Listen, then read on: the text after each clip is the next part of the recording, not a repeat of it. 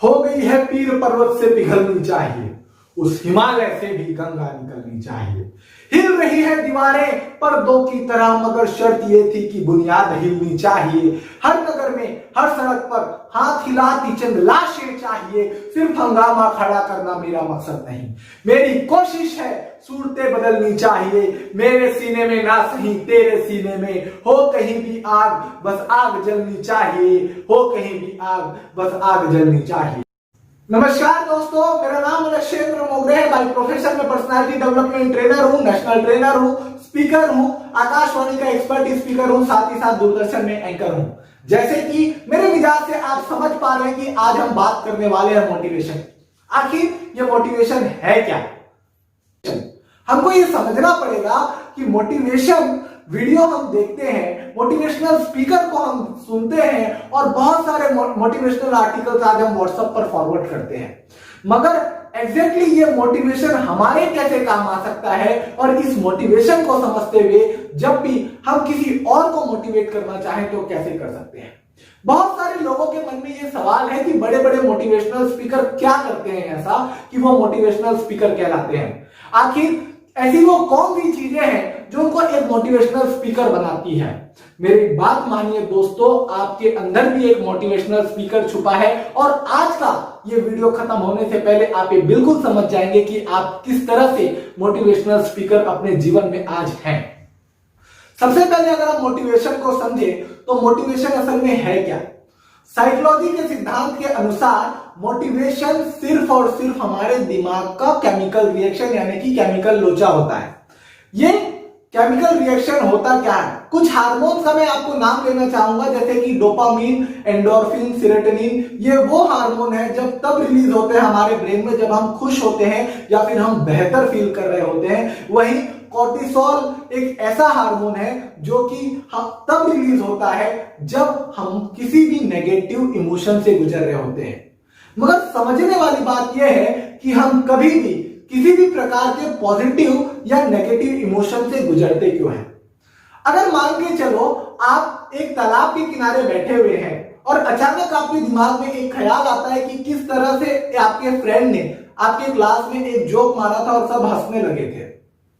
उसी मोमेंट पे आप देखेंगे कि आपके फेस पे एक स्माइल आ जाती है।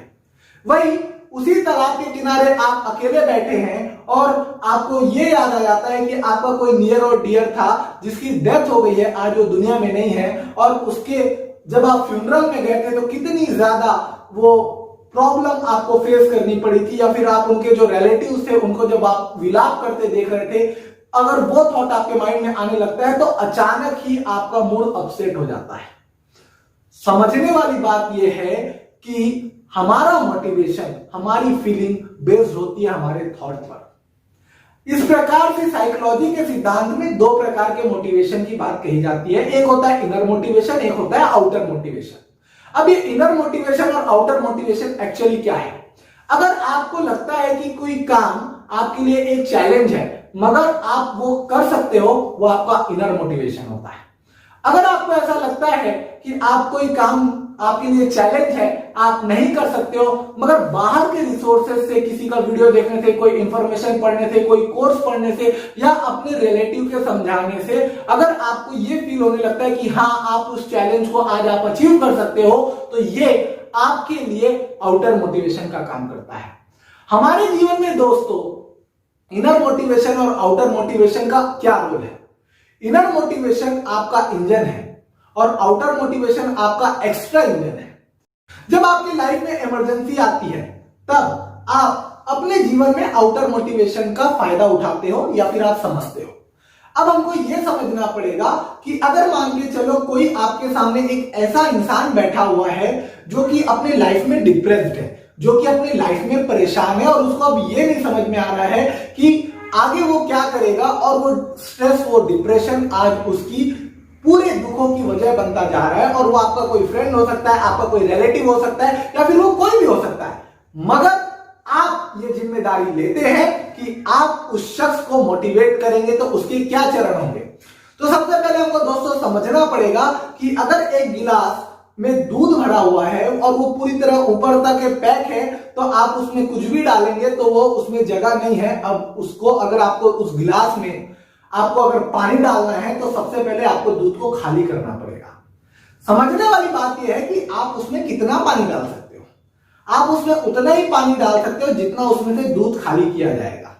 तो अगर मान के चलो आप अपने फ्रेंड को, अपने रिलेटिव को या अपने स्टूडेंट को या किसी को भी अगर आप मोटिवेट करना चाहते हो तो पहला स्टेप होता है कि आप सामने वाले का दिमाग यानी कि उसके गिलास का दूध आपको खाली करना पड़ेगा। अब उसमें आप पानी डालोगे, यानी कि आपको सामने वाले की सिचुएशन को पूरी तरह से ध्यान से सुनना है।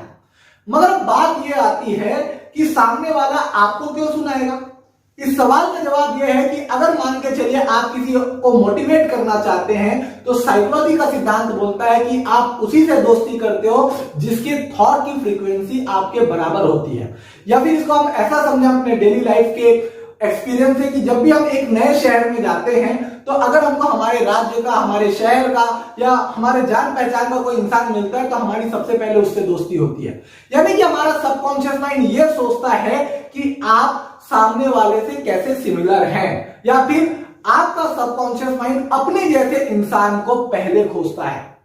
आपका भी काम यही है। अगर आपके पास कोई आता है तो आपको अपनी टोन उसके बराबर करनी पड़ेगी, आपको उसकी बॉडी लैंग्वेज थोड़ी सी कॉपी करने की जरूरत है। सपोज करिए आप एक्साइटेड होकर बोलते हैं, आप ऊंची आवाज में बोलते हैं, मगर जो डिप्रेस इंसान आया है, जो डिप्रेशन में है, वो आपके सामने ऊंची आवाज में बात नहीं करेगा क्योंकि उसके इमोशंस उसके ऊपर हावी हैं। आपको ऐसे मोमेंट पे सामने वाले से उसकी टोन में बात करने की जरूरत है और उसके प्रॉब्लम के बारे में पूछने की जरूरत है। ज्यादातर ऐसा देखा गया है कि जब भी कोई इंसान परेशान होता है तो वो अपने मूल कारण से परेशान नहीं होता है, उसका रिएक्शन दूसरी बातों पे होता है। एग्जाम्पल, अगर आपके बॉस ने आपको आज डांटा दिया जाएगा और आपको ये वार्निंग दी कि अगर आपने काम अच्छे से नहीं किया तो आपको नौकरी से निकाल दिया जाएगा। आप घर आते हो, अगर आपकी वाइफ ने सब्जी में नमक कम डाला है तो आप अपने वाइफ पे गुस्सा करते हो। अगर बच्चे ने कुछ वॉल्यूम बढ़ा के अगर वो टीवी देख रहे हैं तो आप उस पर गुस्सा करते हो। तो यहां पे जो रीजन है वो वाइफ का नमक कम डालना या फिर बच्चे का ऊंची आवाज में टीवी देखना नहीं होता है। यहां पे रीजन है आपका डर कि आपको नौकरी से निकाल दिया जाएगा। जब भी लोग अपनी काउंसलिंग करवाने मेरे पास आते हैं तो ज्यादातर लोगों को यह पता ही नहीं होता है कि उनके दुख का असली कारण क्या है, और इसीलिए वो और भी ज्यादा होने वाली बुरी संभावनाओं के बारे में सोचते रहते हैं। वो कंफ्यूज होते रहते हैं कि मेरा ये भी बुरा हो जाएगा, ये भी बुरा हो जाएगा, ये भी बुरा हो जाएगा, और वो इस बात को इतना ज्यादा सोचते हैं, यही उनके डिप्रेशन का कारण बनता है। अगर आप किसी को मोटिवेट करना चाहते हो तो सबसे पहले आपको सामने वाले की प्रॉब्लम ज्यादा से ज्यादा सुननी है, उससे सवाल पे सवाल आप पूछते चले जाइए, मगर आप इस बात का ध्यान रखिए कि आप उस शख्स को बीच में कुछ भी नहीं बोलेंगे या उसे बिल्कुल भी नहीं टोकेंगे, भले वो सही हो भले वो गलत हो। जब तक कि वो अपनी बात पूरी नहीं करेगा वो आपकी बात को सुनने में इंटरेस्ट नहीं लेता है। इसके बाद का स्टेप होता है कि आप सामने वाले की सारी परेशानियों को उसके सामने रख दो कि और उसको अब ये बताओ कि आपकी ये सारी परेशानियों का कारण, आपका डिप्रेशन का कारण ये सारी परेशानियां नहीं है, बल्कि वो डर है कि आपकी जॉब चली जाएगी। तो बीइंग एन काउंसलर आपका ये काम होना चाहिए, बीइंग एन मोटिवेशनल स्पीकर आपका ये काम होना चाहिए कि आप सही बीमारी को पकड़ें, यानी कि सही वो रीजन आइडेंटिफाई करें कि सामने वाला परेशान आखिर क्यों है। स्टेप नंबर 3 में आपको सामने वाले को यह समझाना है कि वो अगर इस पर्टिकुलर प्रॉब्लम में अगर उसको आइडेंटिफाई हो जाती है तो उसके वो क्या क्या सॉल्यूशन वो ढूंढ सकता है। सपोज अगर आप महीने का 1 लाख रुपए कमाना चाहते हैं, आप अभी इसी वक्त ये सोचिए कि वो कौन से कारण हैं कि आप अपने जीवन में 1 लाख रुपए नहीं कमा सकते। अभी सोचिए, और वहीं आप ये सोचिए कि वो कौन से तरीके हैं जिससे आप 1 लाख रुपए कमा सकते हो। हमें यह समझना पड़ेगा कि हमारा माइंड थोड़ा सा हमारे साथ बेईमान होता है। हमारे उन्हीं सवालों का जवाब देता है जिस सवाल को हम उससे पूछते हैं, वो कभी भी आगे से किसी भी सवाल का जवाब हमें नहीं देता।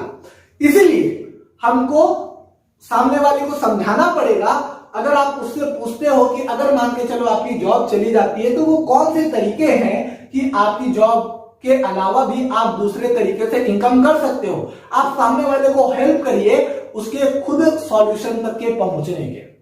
जब उसको एक बार उसका सॉल्यूशन दिख जाएगा, उसकी प्रॉब्लम का सॉल्यूशन दिख जाएगा, सपोज उसको लगता है कि नहीं मेरी वाइफ सिलाई अच्छा करती है और अगर वो सिलाई करके 25,000 रुपए महीना कमाती है तो कम से कम उसके महीने का खर्च निकल जाएगा।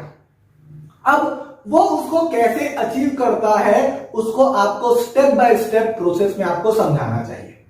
अगर आप ये समझाने में सक्षम नहीं है तो आप सामने वाले को गाइड करिए कि वो कैसे अपने गोल को अचीव कर सकता है, चाहे वो किसी की बुक पढ़ सकता है, चाहे वो कुछ और कर सकता है, चाहे वो किसी का गाइडेंस ले सकता है, चाहे वो किसी स्टार्टअप में इन्वेस्ट कर सकता है, चाहे वो म्यूचुअल फंड में इन्वेस्ट कर सकता है। अगर यही बात आप उसको पहले बताओगे बिना उसकी प्रॉब्लम को सुने तो वो आपकी बात नहीं सुनता है। अब अगली बात ये आती है कि अब उसको खुद की प्रॉब्लम आइडेंटिफाई हो गई, अब उसको पता चल गया कि वो कैसे अचीव कर सकता है, तब आपको सामने वाले के इंजन को स्टार्ट करना है। अब वो इंजन स्टार्ट कैसे होगा? इंजन को स्टार्ट करने के लिए लगती है चाबी, और वो चाबी है आपके पास और वो आपको सामने वाले को देनी है। चाबी ये है कि आप सामने वाले को फील करा दो कि वो दूसरों से कैसे बेहतर है। ये लास्ट स्टेप है। अगर ये चीज आप पहले बताओगे तो सामने वाला जब तक अपनी बातें आपसे शेयर नहीं करेगा, अपना दुख दर्द आपसे शेयर नहीं करेगा, जब तक वो आपसे अपनी सारी बातें नहीं करेगा, वो आप पे ट्रस्ट नहीं करेगा। अब चूंकि वो अपनी सारी प्रॉब्लम बता चुका है, सारा डिस्कशन हो चुका है, यानी कि अब वो आप पे ट्रस्ट करता है। अब आप उसको ये बताइए कि दुनिया में करोड़ों ऐसे लोग हैं जो आज सड़क पे खाने के मोहताज हैं, जिनके पास कपड़े नहीं है, जिनके पास घर नहीं है, जो कि भीख मांगने के लिए मोहताज है, जिनके हाथ पांव नहीं है। कम से कम आपके पास इतना तो है, भगवान ने आपको हाथ पांव शरीर और दिमाग तो दिया है। तो बोलेगा हाँ। अगर ये कॉन्फिडेंस आप सामने वाले को देते हो तो ऑटोमेटिकली सामने वाला मोटिवेट होता है। दोस्तों जरूरी नहीं है कि मोटिवेशनल स्पीकर्स ही मोटिवेट करते हैं। अगर आपके फ्रेंड का ब्रेकअप हुआ है और आपने उसको एक बार भी कॉन्फिडेंस दिया है तो भी आप मोटिवेशनल स्पीकर हो। अगर किसी का बैकलॉग लगा है, यानी कि वो अपने एग्जाम में फेल हुआ है और अब वो डिप्रेशन में है, और आप उसको ये हेल्प कर देते हो कि वो कैसे अपना स्कोर अच्छा कर सकता है, तो आप मोटिवेशनल स्पीकर हो। अगर आपके फैमिली इश्यूज होते हैं और आपकी ऐसी पर्सनालिटी है कि लोग आपसे ही बातें शेयर करना चाहते हैं क्योंकि आप एक अच्छे लिसनर हो, यानी कि आप दूसरों का दर्द कम करते हो, उनके मन की उथल पुथल को कम करते हो, तो आप एक मोटिवेशनल स्पीकर हो। तो दोस्तों मोटिवेशनल स्पीकर वो नहीं होता है जो स्टेज पे चढ़ के बड़ी बड़ी बातें करता हो।